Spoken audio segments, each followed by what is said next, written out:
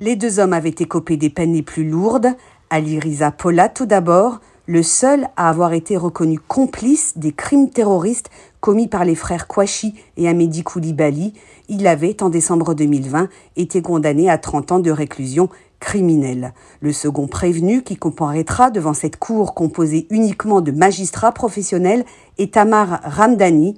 Il avait été condamné à 20 ans d'emprisonnement pour association de malfaiteurs terroristes criminels. Les deux individus sont accusés d'avoir fourni une aide logistique et matérielle aux terroristes alors qu'ils connaissaient leur appartenance à l'État islamique. Ce procès en appel sera bien sûr moins long que celui d'il y a 2 ans. C'était alors la première fois que l'on jugeait en France un attentat terroriste de cette ampleur, le premier d'une longue liste d'attaques qui avait ensanglanté notre pays entre 2015 et 2016. Dès cet après-midi, des témoins, des experts, des enquêteurs, mais aussi des parties civiles seront auditionnés par la Cour.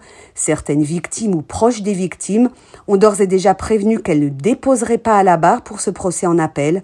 Trop difficile de se replonger à nouveau dans le récit de ces journées terribles de janvier 2015, au cours desquelles 17 personnes ont été tuées. Les audiences doivent se tenir jusqu'au 20 octobre pour un délibéré attendu le lendemain.